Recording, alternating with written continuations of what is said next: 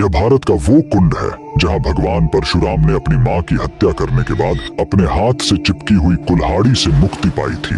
यह कहानी है महान ऋषि जमदग्नि और उनकी पत्नी पतिव्रता रेणुका की। कहते हैं रेणुका हर दिन नदी से कच्चे घड़े में पानी लाती थी और उनके सतीत्व के बल से वह घड़ा टूटता नहीं था।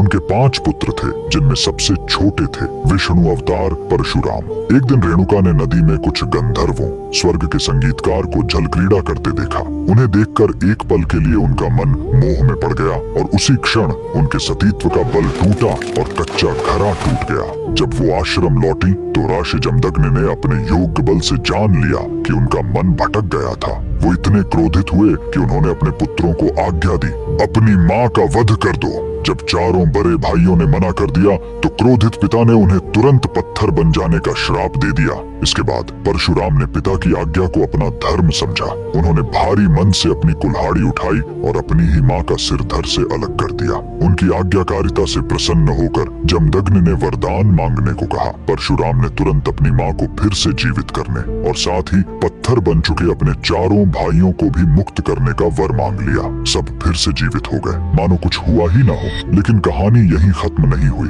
मात्र हत्या का पाप उस कुल्हाड़ी पर एक दाग की तरह चिपक गया और वो उनके हाथ से अलग ही नहीं हो रही थी। उस पाप से मुक्ति पाने के लिए वह दर दर भटकते रहे, लेकिन कोई भी तीर्थ उस कुल्हाड़ी को छुड़ा नहीं सका। अंत में वह पहुंचे पूर्वी हिमालय की लोहित नदी के किनारे और जैसे ही उन्होंने इस कुंड के जल को छुआ, चमत्कार हुआ। कुल्हाड़ी अपने आप उनके हाथ से छूट गई। यही पवित्र स्थान आज अरुणाचल प्रदेश में परशुराम कुंड के नाम से जाना जाता है। आज भी हर साल मकर संक्रांति पर हजारों श्रद्धालु यहाँ इस विश्वास के साथ डुबकी लगाने आते हैं कि यह कुंड उनके सारे पापों को धो डालता है, ठीक वैसे ही जैसे इसने स्वयं भगवान परशुराम को पाप मुक्त किया था। भगवान परशुराम को दिल से मानने वाले सभी भक्त कमेंट्स में जय परशुराम जरूर लिखें।